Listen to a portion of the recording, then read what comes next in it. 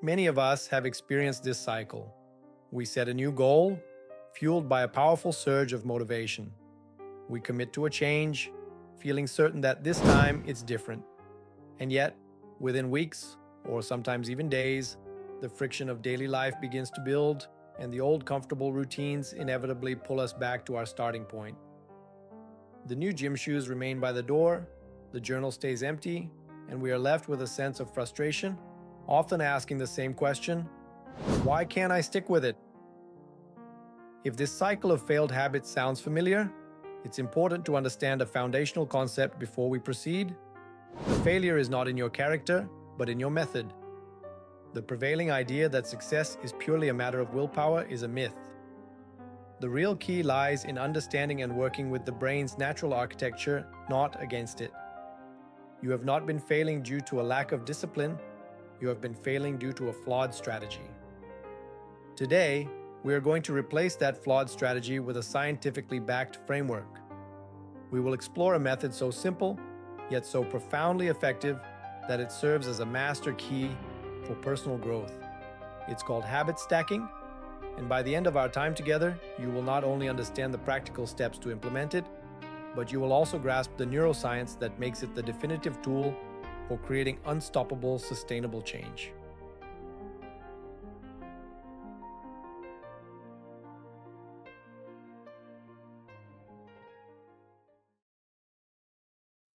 The why, deconstructing the science. To understand why habit stacking is so effective, we must first understand the operating system it's designed for: the human brain. The brain is a marvel of efficiency, fundamentally programmed to conserve energy by automating as many processes as possible.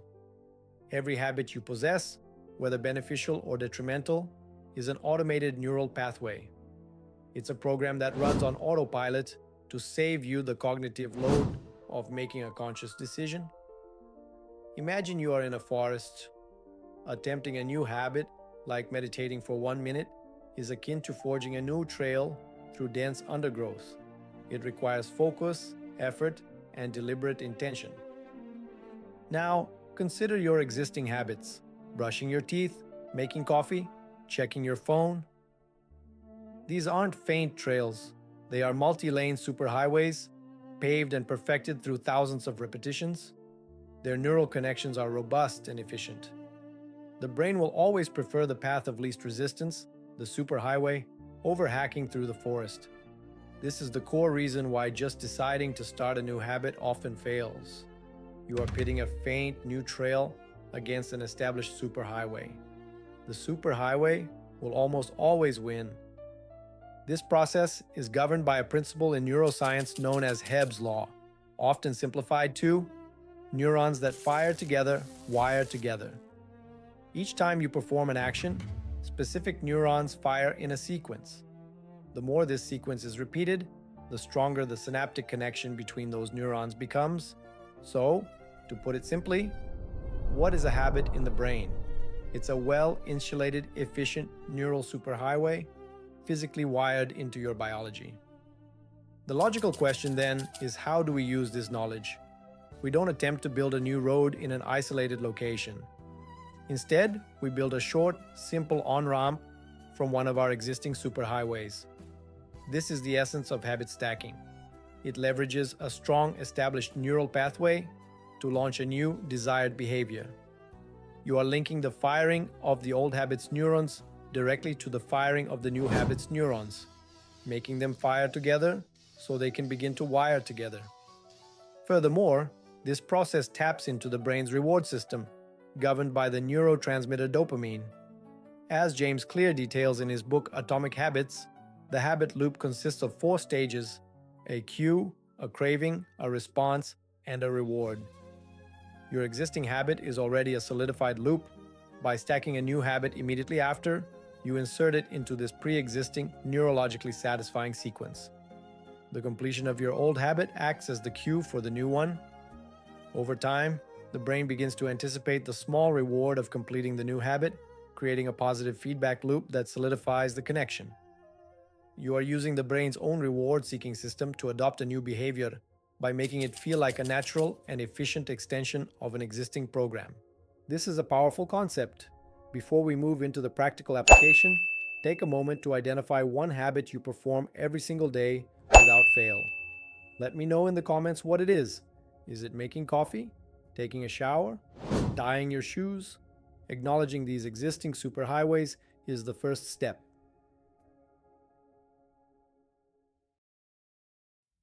The how, your habit stacking blueprint. Now that we've covered the science, let's become the architect. This blueprint for implementation is built on three simple but non-negotiable pillars. Following them systematically is the key to success. Pillar 1, choose your anchor. The first pillar is your foundation, the anchor habit. This is the existing, reliable superhighway we will build our on-ramp from. The success of your entire stack depends on the quality of your anchor, so its selection is critical. A perfect anchor habit has several key characteristics. First, it must be highly reliable. This is something you do every single day without fail, regardless of your mood or schedule. Brushing my teeth is an excellent anchor. Going for a run is a poor anchor if you only run twice a week. Second, it must have a specific cue and a clear endpoint. Making my morning coffee is a great example. The cue is entering the kitchen in the morning, and the endpoint is the moment the coffee is poured. Checking email is a poor anchor because it lacks a defined time and duration. Third, it should have a positive or neutral emotional association. Stacking a new positive habit onto an activity you already dread is counterproductive. Let's conduct an anchor habit audit. Consider the fixed points in your day. Morning routine: waking up, making your bed, taking a shower, brushing your teeth, getting dressed, making coffee or tea, eating breakfast, putting on your shoes, locking your door. Workday routine: starting your computer, finishing your first task, taking a lunch break, closing your laptop at the end of the day. Evening routine: arriving home, changing out of work clothes, eating dinner, washing the dishes, brushing your teeth, getting into bed. These are all powerful potential anchors. For the busy professional, the anchor might be the moment they sit down at their desk with coffee. For the student, it might be the moment they get home and empty their backpack. For the parent, it could be the moment of silence after the kids are asleep. Your task is to choose one, a single reliable anchor to begin. I encourage you to pause the video, take out a piece of paper or open a note on your phone, and write down one anchor habit you will use. This act of choosing is a critical step in the process. Don't just listen, participate. We are designing your system for success. Pillar 2, craft your stacking formula. Pillar 2 is the architectural plan itself, the formula. This is where we create the explicit linguistic link in our brain. The formula, as defined by James Clear, is simple and precise. After current habit, I will new habit. Its effectiveness lies in its specificity. It eliminates ambiguity and prevents the brain from making excuses. Let's compare some examples. A vague goal: I want to be more mindful. This is likely to fail. A habit stack: after I pour my morning coffee, I will meditate for 1 minute. This is designed to succeed. A vague goal: I should read more. This is likely to fail. A habit stack: after I get into bed at night, I will read 1 page of a book. This is designed to succeed. A vague goal: I need to get organized. This is likely to fail. A habit stack: after I take off my shoes when I get home, I will immediately take out the mail and sort it. This is designed to succeed. Note the precision. It's not in the morning. It's after I pour my coffee. It's not before bed. It's after I get into bed. This level of detail is a direct instruction to your brain, creating an unambiguous trigger. The completion of your current habit becomes the starting gun for the new one. Write your formula down. Say it out loud. After your anchor habit, I will your new habit.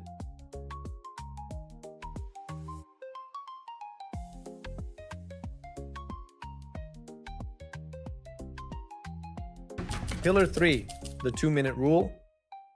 This brings us to our third and perhaps most crucial pillar. This pillar answers the critical question: what is the single most effective way to guarantee you'll start a new habit? The answer is the 2-minute rule. The rule is simple. A new habit should take less than 2 minutes to perform. The reason for this is psychological. In the beginning, the goal is not to achieve the outcome. The goal is to master the art of showing up. The greatest resistance occurs before you even start. The 2-minute rule makes the act of starting so easy that it becomes unreasonable to say no. Let's apply this principle to scale down some common goals. Read every day becomes read one page. Do 30 minutes of yoga becomes take out my yoga mat. Study for class becomes open my notes. Run 3 miles becomes put on my running shoes and step out the door.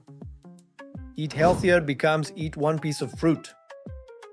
Write a book becomes write one sentence.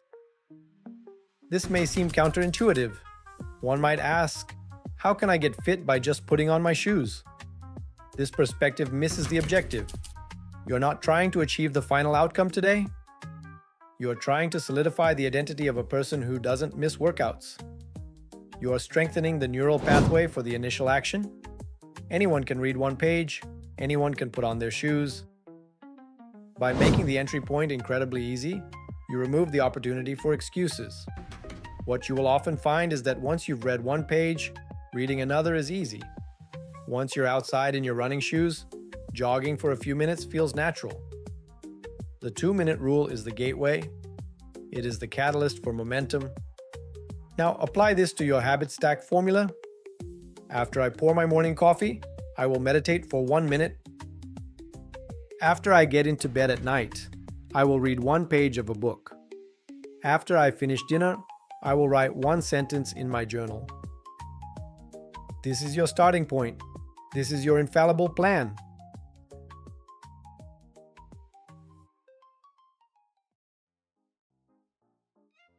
Troubleshooting and advanced techniques. Even with a perfect plan, life can introduce friction.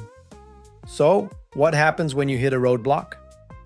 Let's troubleshoot the most common pitfalls so you are prepared. Problem 1. I keep forgetting to do the new habit.